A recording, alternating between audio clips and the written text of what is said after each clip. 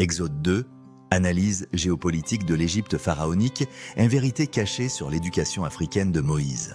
Accroche percutante.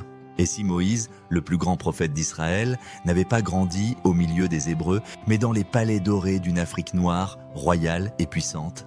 Et si son caractère de leader, sa sagesse, sa foi avaient été forgés par la culture pharaonique avant même qu'il ne rencontre le Dieu du buisson ardent? Aujourd'hui, on t'emmène au cœur de l'Égypte antique, là où Moïse a été élevé. Bienvenue sur La Foi Active, prépare-toi à une révélation qui va bouleverser ta vision de la Bible et de l'Afrique.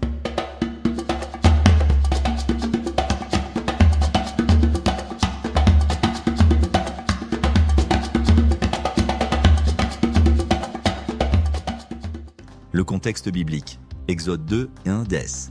L'enfant grandit, et elle l'amena à la fille de Pharaon. Il fut pour elle comme un fils.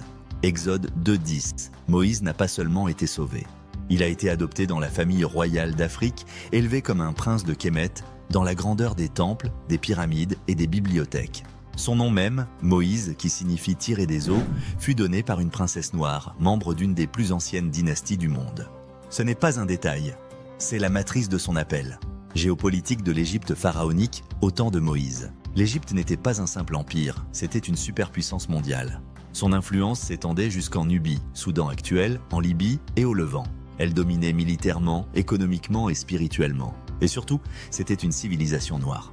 Les représentations murales, les fresques de Thèbes ou Karnak montrent des hommes et femmes noirs à la peau foncée, fiers de leur culture, maîtres de leur destin. C'est là que Moïse a grandi. L'éducation royale en Afrique antique.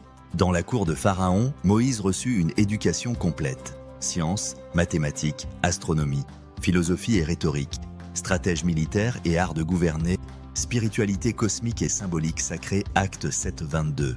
Moïse fut instruit dans toute la sagesse des Égyptiens. Ce n'est pas une rumeur, c'est écrit dans le Nouveau Testament. L'Afrique a formé Moïse.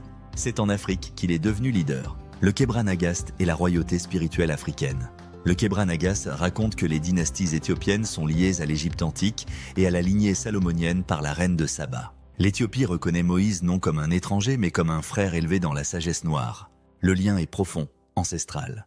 C'est une transmission d'héritage spirituel, bien avant les colonisations. Ce que dit la science sur l'Afrique de Moïse. Des études ADN sur les momies et les restes des pharaons montrent une forte composante subsaharienne. L'analyse génétique de Ramsès III et de son fils révèle une lignée africaine profonde, confirmée par l'étude crânio-faciale des anciens Égyptiens. Les peuples de l'époque étaient noirs, nobles et puissants. Moïse n'était pas seulement en Afrique. Il appartenait à un monde noir de savoir, de royauté et de spiritualité. Une vérité niée, un héritage volé. Pourquoi l'histoire de Moïse est-elle présentée comme détachée de l'Afrique? Pourquoi oublie-t-on qu'il a été éduqué, nourri, protégé par des reines et des savants africains? Pourquoi blanchir cette Afrique pharaonique? Ce silence est une injustice. Il efface la part active de l'Afrique dans le plan de Dieu. Mais aujourd'hui, nous réparons la mémoire. Moïse, figure du Christ et de l'Afrique. Moïse préfigure le Christ. Comme lui, il échappe à un massacre. Comme lui, il est adopté dans un peuple qui n'est pas le sien. Comme lui, il libère les captifs. Mais là où Jésus naît en Galilée, Moïse grandit en Afrique. Une Afrique qui lui transmet la force d'agir, de croire et de lutter. C'est un fait. Dieu a utilisé l'Afrique pour former un sauveur. Chapitre 8. Une réconciliation par la foi et la vérité. Cette révélation ne doit pas diviser.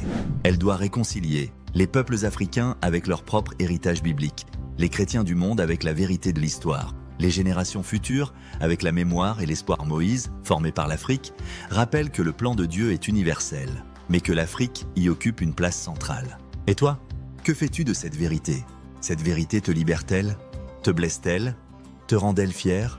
Tu as le droit de pleurer, d'être surpris ou même en colère.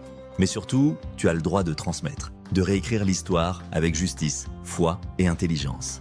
Conclusion, un appel vibrante. Moïse n'a pas été formé dans les tentes d'Israël. Il a été élevé dans une Afrique noire, royale et spirituelle. Et c'est de cette Afrique qu'est sorti le bras puissant de Dieu. Si tu veux continuer à découvrir ces vérités cachées, abonne-toi à La Foi Active, partage cette vidéo, fais-la connaître. Parce qu'il est temps que l'Afrique reprenne sa place dans l'histoire du salut. Et que Moïse, prince noir d'Afrique devenu libérateur, soit honoré dans la vérité.